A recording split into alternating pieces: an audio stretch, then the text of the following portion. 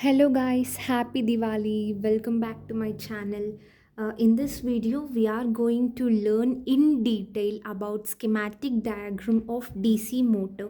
So in our previous video, we have gone through DC motor construction, its working principle, and in this video, we are going through dive into deeper, that is in DC motor. Again, it was further classified as a self-excited DC motor and the separately excited DC motor.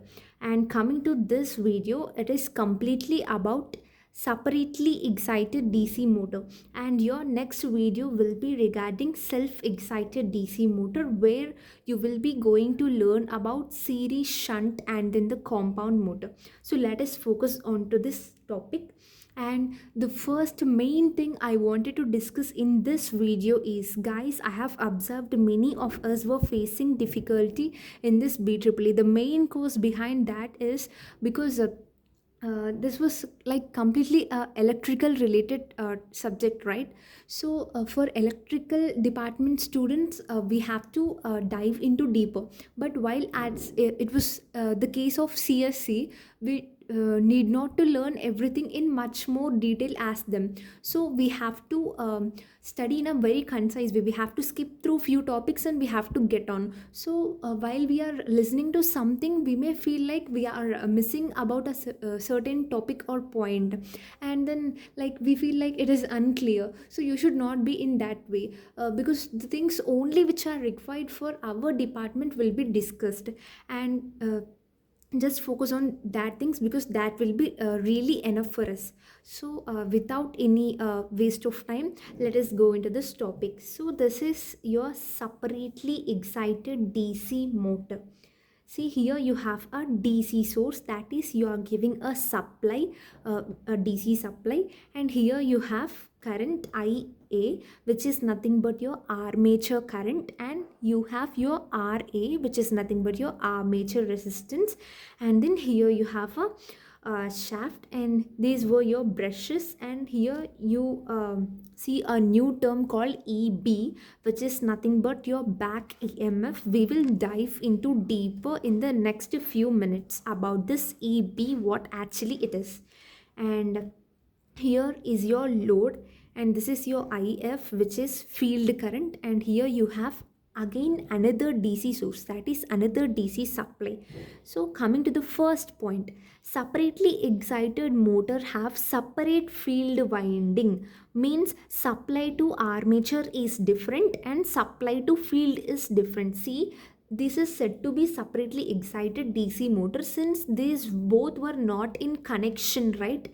Those were just placed like these were not together. They were separated from each other, and each one was given with a separate voltage, like separate source, right? That is, this was given to a separate DC source, and this was also given to a separate DC source. So that is why we term like we define it as a separately excited motor, since it will have a separate field winding, means supply to the armature is different and supply to the field is different. Hope you have got clarity. Okay, so any change in IA has no effect on IF. Even though if there was any change in this armature current, it will not show any effect on IF. And if we change IF, then also the same thing happens. There will be no effect on IA, since these both work not in connection. Okay, and the direction of motor can be reversed by reversing voltage. If you reverse the direction of your voltage, then automatically your direction of the current gets changed. Okay, and separately excited DC motor can operate above base speed. We will learn about this more clearly when we will discuss about back EMF. And armature is the rotatory part, which is said to be rotor. Here you will come to know about 2 points which we have discussed in our first video, that is rotor is nothing but your rotatory part and stator is nothing but your stationary part. Here in this case, your armature is the rotor, which is stationary part, and field winding is the rotor, which is rotating part, and your field winding is stator, which is stationary part. Okay, Motor speed can be controlled by varying armature voltage or by varying field voltage control. Okay, either by varying the armature voltage or this field voltage, we can control the speed of this DC motor. So speed control of separately excited DC motor is good. So we'll actually come to know about this in the next few minutes. Okay, now coming to the most important one, which is nothing but your back EMF. So in order to know actually what this back EMF is, I am gonna giving you a simple example. See, if a person was riding a bike, when the person is moving slowly, then the air resistance will also will also be low, right? That means when you are moving at a low speed, you feel like there was no pull. But when you're riding speed in a bike, you may feel like something air resistance, like something was pulling you back in a opposite direction. That pulling is nothing but air resistance there. Here in the same way, that is nothing but your back EMF. In the same way, that pull is said to be back EMF. It means it will oppose. Okay, now if you come to know about this, you will get more clarity what is back EMF actually. In the DC motor, when the armature rotates, it cuts through the magnetic field lines, right? So in our first video we have seen that here you will have your armature and here you have your field lines, and this armature gets rotated.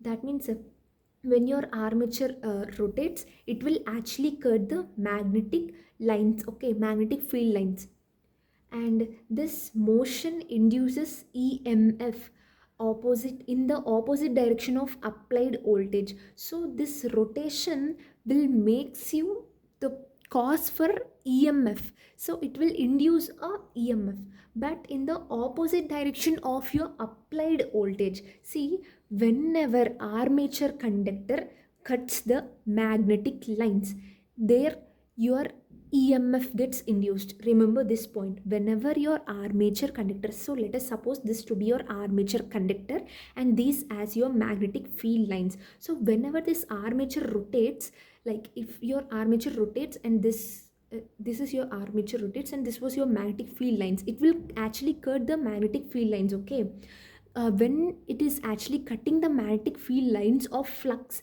then EMF is induced. This EMF was induced in the opposite direction to the supply voltage. Okay, hope you have got clarity enough. And this opposing EMF is known as back EMF. See, here you have your supply voltage and opposite to this you will be having your back EMF because it will be opposite to the supply voltage. It is the voltage generated by the motor. So simply these both were same. It is the voltage generated by the motor itself. It is the voltage which was generated by this motor itself. When it is generated, when the armature turns within the magnetic field created by the stator, that is nothing but your armature. When the armature rotates, then it will cut the magnetic field lines of flux, and therefore the EMF is induced, right? This generated voltage opposes the applied voltage from the power source. Hope now you are damn clear with this back EMF. As the motor tries to move faster, back EMF tries to reduce current and therefore controls its speed.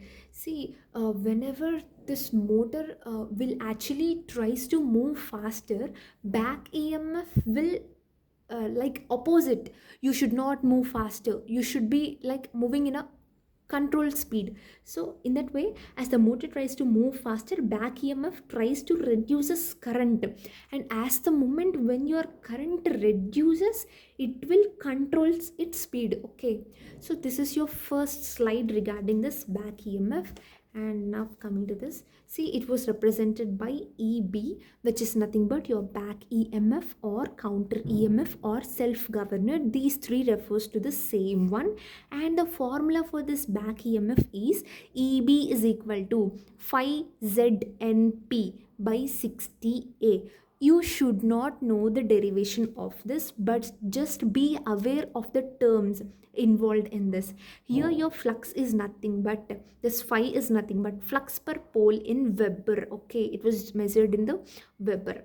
And Z is nothing but your number of armature conductors, okay? And N is nothing but your speed in RPM, and A is nothing but a number of parallel paths, okay? And your A is equal to P if the armature is lap wound. Lap wound is nothing like this. See, in a like a, if you can see a spring, it was like wounded in a like a similar way, right?